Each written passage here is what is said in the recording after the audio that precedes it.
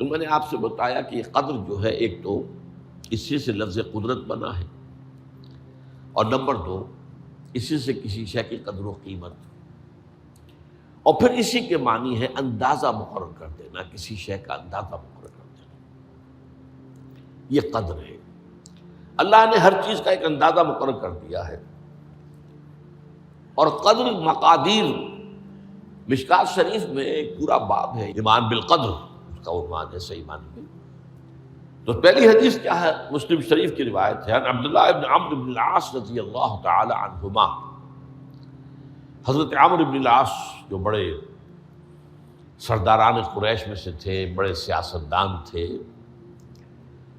اور بڑے بہادر انسان بھی تھے، ان کے بیٹے ہیں عبداللہ۔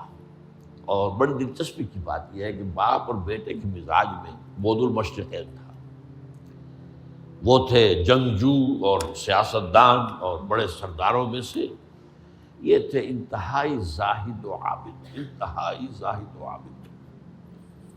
انہی کے بارے میں آتا ہے پوری رات کھڑے رہتے تھے نوافل میں، اور ہر روز روزہ رکھتے تھے، جس پر حضور نے یوں کہنا چاہیے کہ ڈانٹ پلائی۔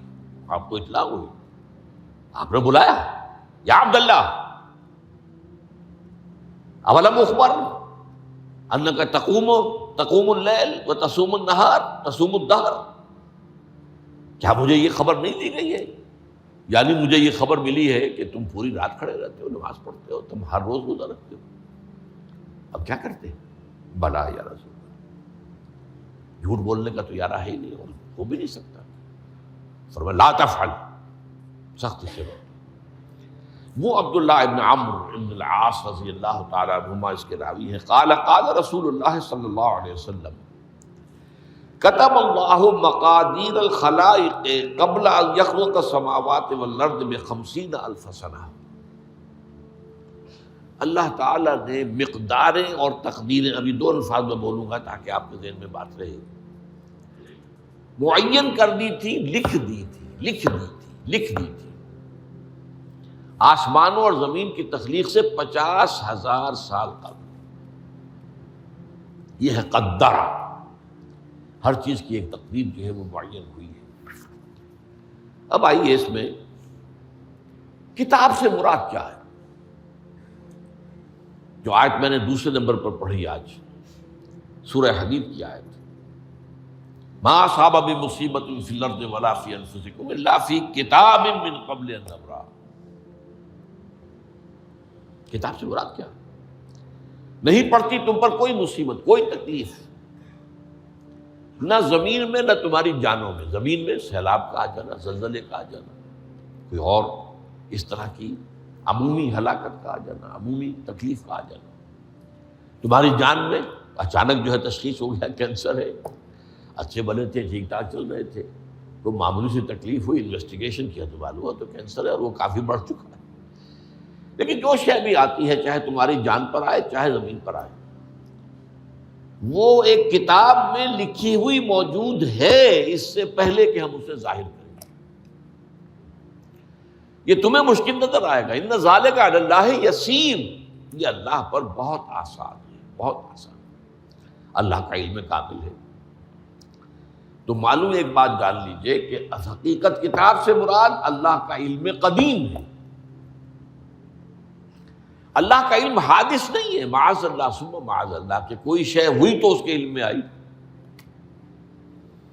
یہ ہمارے ہاں بعض گمراہ فرقوں کا عقیدہ ہے، اسے بدع کہتے ہیں، کہ اللہ کے علم میں بدع بھی ہے، یعنی کسی واقعے کے ظہور کے بعد اس پر کسی شے کا منکشف ہونا، معاذ اللہ ثم معاذ اللہ۔ یہ شان خداوندی سے بہت بڑی ہے۔ وہ تو عالم ما کان و ما یکون ہے، جو بھی کچھ تھا اور رہا ہے آج تک ہمیشہ سے ہے، اور جو بھی کچھ ہوگا وہ سب اس کے علم میں آنے واحد میں موجود ہے۔ آنے واحد، یہ آنے واحد کے لفظ کو اچھی طرح سمجھ لیجیے۔ مجھے سب سے پہلے تجربہ ہوا تھا، یہ سن میرا خیال ہے کہ 67-68 کی بات ہے، میں نے پہلا ہفائی سفر کیا تھا لاہور سے کراچی۔ اس وقت فوکر چلتا تھا، فوکر فرینڈشپ، چھوٹا جہاز کے چڑیا والا، اور کرایہ 90 روپے تھا نائٹ کوچ کا۔ آج آپ تصور کیجیے. تو میں چونکہ مجھے جغرافی سے دلچسپی ہے اور فوکر زیادہ اونچا نہیں ہوتا، تو میں دیکھتا جا رہا تھا کھڑکی سے، اس وقت ہم کہاں پہنچ گئے، اب کہاں پہنچ گئے. اب جو روشنیاں نظر آ رہی ہیں کس شہر کی ہیں؟ یہ اکاڑے کی آ گئی، یہ ساہیوال کی آ گئی، یہ آگے اور آگے آئی. ایک دم میں نے دیکھا کہ 3 شہروں کی روشنیاں میں ایک وقت دیکھ رہا ہوں. لودھرا، بہاولپور، سماسٹا. مجھے خیال آیا کہ جب میں ٹرین سے سفر کرتا ہوں، کراچی جاتا ہوں، تو لودھرا پہنچتا ہوں تو میں سمجھتا ہوں کہ ابھی بہاولپور آدھا گھنٹے بعد آئے گا. وہ مستقبل کی شے ہے میرے لیے. بہاولپور پہنچتا ہوں تو لودھرا میرے لیے ماضی کی بات بن جاتی ہے. آدھے گھنٹے پہلے لودھرا آیا تھا، اور آدھے گھنٹے کے بعد جو ہے سماسٹا آئے گا. وہ میرے لیے مستقبل بن گیا، لودھرا ماضی بن گیا. لیکن اس بلندی پر میں بیک وقت دیکھ رہا ہوں لودھرا کو بھی اور بہاولپور کو بھی اور سماسٹا کو. یہ معاملہ جو ہے اس کو 1 ملین بلین سے ضرب دے لیجئے. اللہ تعالیٰ اس بلند مقام سے دیکھ رہا ہے جہاں اس کے مشاہدے میں، اس کے علم میں ماضی اور مستقبل کا کوئی سوال ہی نہیں. آنے واحد، آنے واحد، آنے واحد. تو یہ در حقیقت کتاب جسے کہا گیا قرآن مجید میں بار بار بہت جگہوں پر آیا. تو یہ کتاب جو ہے در حقیقت اللہ تعالیٰ کا علم قدیم، اس میں سب کچھ موجود ہے، ہمیشہ سے موجود ہے، لکھا ہوا موجود ہے، اور کوئی غلط نہیں ہو سکتا. آگے چل کر گفتگو ہوگی اصل میں بعد میں کہ تقدیر کے جو عام عقیدے میں ہم تقدیر کہتے ہیں اس کے 2 پہلو ہیں. ایک پہلو ہے ما اصاب علی الانسان، جو کچھ انسان پر آتا ہے مصیبت، جیسے ابھی آیت میں نے پڑھی ما اصاب من مصیبت فی الارض ولا فی انفسکم. ہم ہر وقت زد میں ہیں، کوئی تکلیف آ گئی، کوئی مصیبت آ گئی، کوئی بیماری آ گئی، کوئی حادثہ ہو گیا، کوئی بچہ فوت ہو گیا، کوئی عزیز جو ہے وہ فوت ہو گیا. یہ ہر وقت حوادث ہے. تو جو بھی کچھ پیش آتا ہے وہ علم خداوندی میں ہمیشہ سے تھا.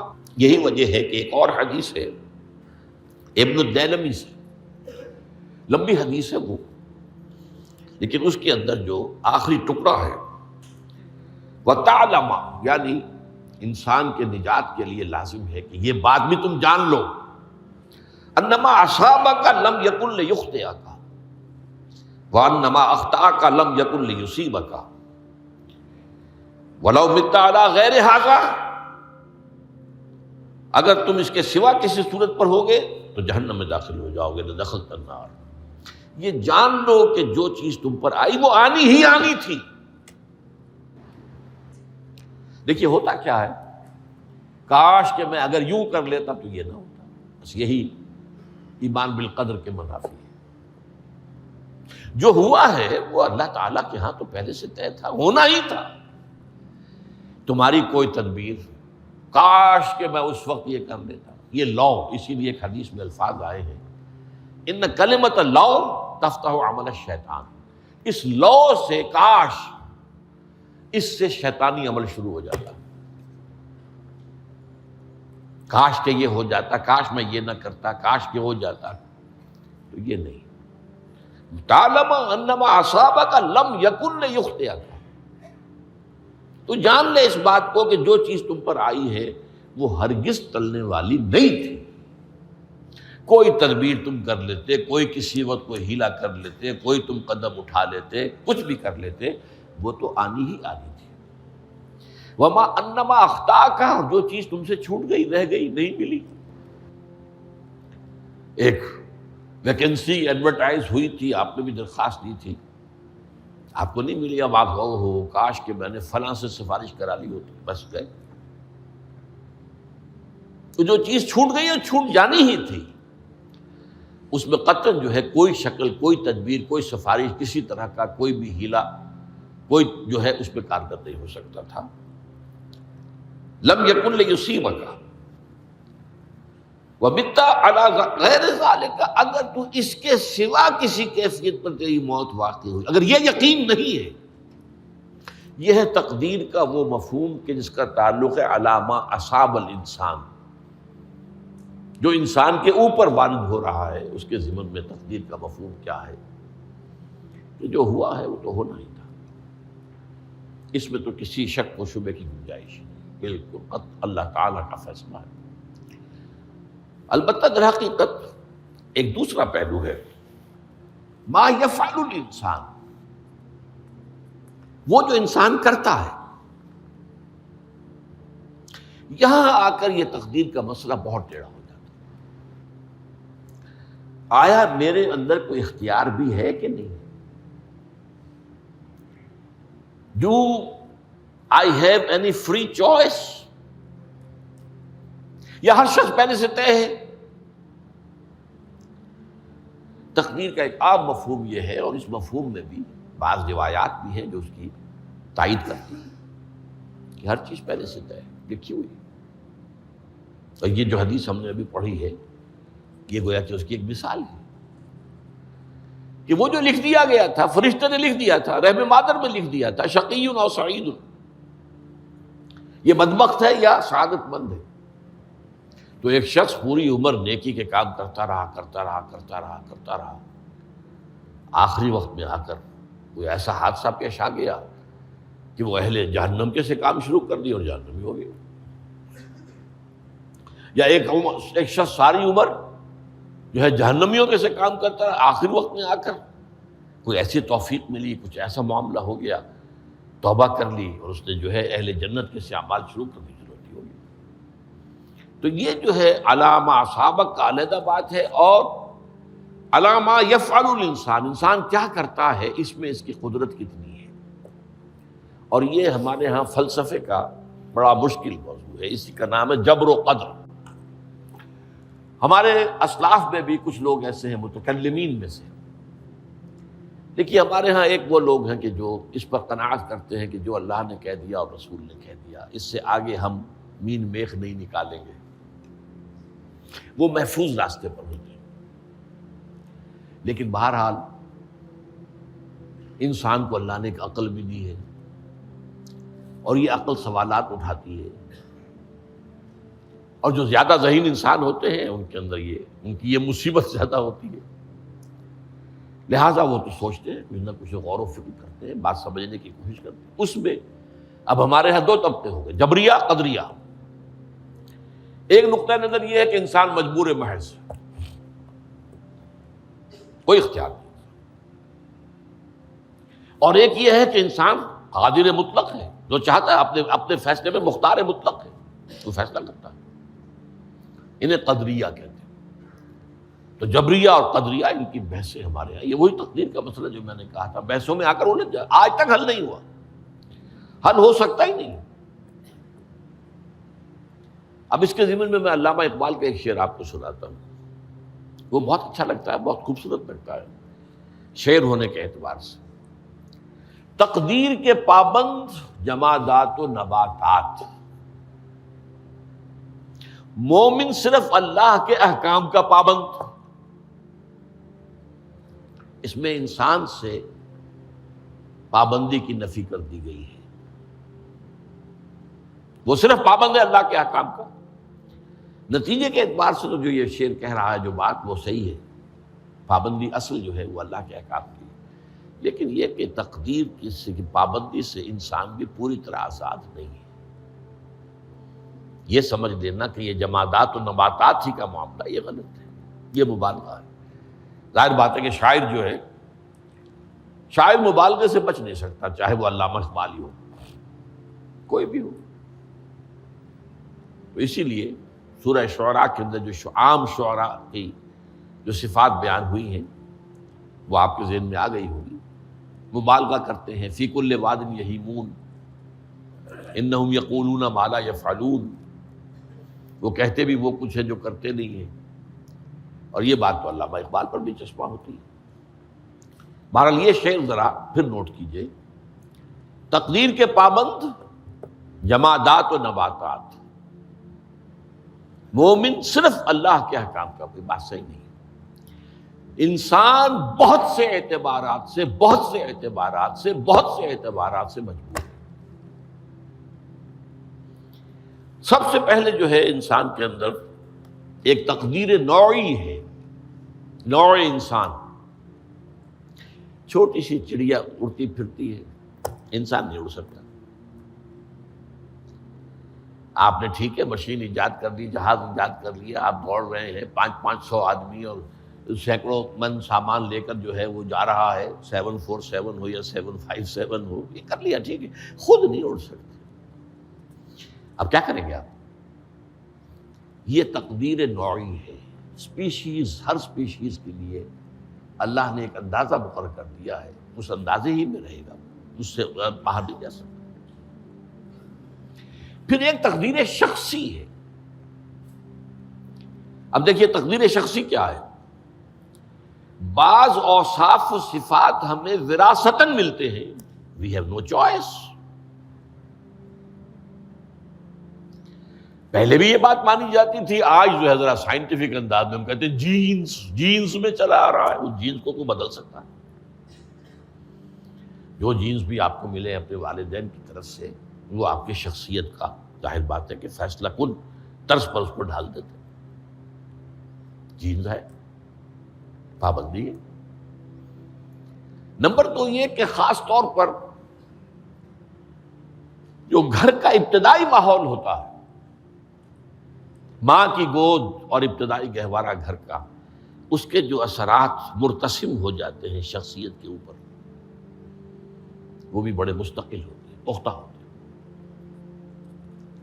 ان دونوں چیزوں کو ضرب دے لیجئے، hereditary factors multiplied by environmental factors, اس سے مل کر ایک شے تیار ہوتی ہے جس کو قرآن کہتا ہے شاکلہ۔ قُلْ كُلٌّ يَعْمَلُ عَلَىٰ شَاكِلَتِهِ فَرَبُّكُمْ أَعْلَمُ بِمَنْ هُوَ أَهْدَىٰ سَبِيلًا، سورہ بنی اسرائیل۔ شاکلہ کسے کہتے ہیں؟ شاکلہ شکل دینے والی شے۔ آپ کو لوہا ڈھالنا ہے، کوئی خاص پرزہ بنانا ہے، اس کا پہلے سانچہ بناتے ہیں ہم، لوہے کو پگھلا کے اس میں ڈالیں گے تو جیسا سانچہ ہوگا ویسا ہی لوہا جو ہے وہ شکل اختیار کرے، اسے شاکلہ کہتے ہیں۔ یہ شاکلہ جو ہے ہر انسان کا، اس سے باہر انسان نہیں جا سکتا، اس کے اندر اندر اسٹرگل ہوگی، اس کے اندر اندر اس کی جد و جہد ہوگی، لیکن اس کا یہ مطلب نہیں ہے کہ اس کا کوئی فری چوائس ہے۔ فری چوائس ہے، لیکن وہ فری چوائس انہی حدود کے اندر کام کرے گا، اس سے باہر نہیں۔ اس بات کو مختلف احادیث میں حضور نے بہت خوبصورتی سے بیان کیا۔ ایک حدیث بڑی اہم ہے، بڑی اہم ہے، الناس کالمعادن، انسانوں کی مثال بھی معدنیات کیسی ہے۔ اب سونے کی معدنیات میں سے سونے کی جو اور ہے، اب پتہ نہیں اردو میں مجھے معلوم نہیں اور کا ترجمہ کیا کرتے ہیں عام طور پر، لیکن جانتے ہیں اور وہ کچی دھات جس سے کو صاف کر دیتے ہیں تو پھر وہ دھات جو ہے خالص شکل میں سامنے آ جاتی ہے۔ سونے کی اور سے سونا بنے گا، چاندی کی اور سے چاندی بنے گی، سونا تو نہیں بن سکتا، جتنا چاہے صاف کر لیں، وہ اور تو مستقل ہے۔ الناس کالمعادن خیارکم فی الجاہلیت خیارکم فی الاسلام، جو تم میں جاہلیت کے دور میں، پری اسلامک دور میں جو بہترین تھے، وہی اسلام میں آ کر بہترین ہوئے۔ وہ اور سونے کی تھی، وہ صاف ہو گئی ہے، اور سونا جو ہے وہ نکھر کر خالص سونا بن کر آ گیا ہے، اسلام نے صاف کر دیا۔ وہ چاندی کی اور تھی، اسلام نے اس کو صاف کر دیا ہے، وہ نکھر کر چمکتا ہوا جو ہے وہ چاندی بن گئی۔ لیکن یہ کہ اذا فقہوا، البتہ پھر اس میں ایک اضافہ کیا حضور نے، جبکہ ان کے اندر دین کا فہم داخل ہو جائے تو یہ کہ جو بہترین پہلے تھے وہی بہترین اب ہوں گے۔ اسلام لانے سے پہلے بھی بہترین ابو بکر تھے، اسلام لانے کے بعد بھی بہترین ابو بکر۔ حضور پر وحی سے پہلے بھی بہترین خاتون خدیجۃ الکبریٰ تھی، ایمان لانے کے بعد بھی بہترین خاتون خدیجۃ الکبریٰ۔ اور دوسری حدیث سنیے، عن ابی الدرداء رضی اللہ تعالی عنہ قال بینما نحن عند رسول اللہ صلی اللہ علیہ وسلم، اسی حال میں کہ ہم ایک روز ہم حضور کے پاس تھے، نتناکرون ما یکون، اور ہم ذرا سوچ رہے تھے کیا کیا کچھ پیش آنے والا ہے دنیا میں۔ اذ قال رسول اللہ صلی اللہ علیہ وسلم، جبکہ حضور نے ہم سے ایک بات کہی، بڑی غور سے سنیے، اذا سمعتم بجبل ان زال عن مکانہ فصدقوہ، اگر تم یہ سنو کہ کوئی پہاڑ اپنی جگہ سے ٹل گیا تو مان لینا۔ وَإِذَا سَمِعْتُم بِرَجُلٍ تَغَيَّرَ عَنْ خَلْقِهِ فَلَا تُصَدِّقُوهُ، اور اگر تم سنو کہ کوئی شخص جو ہے وہ اپنی سرشت سے، اپنی جبلت سے بدل گیا تو کبھی نہ مانو۔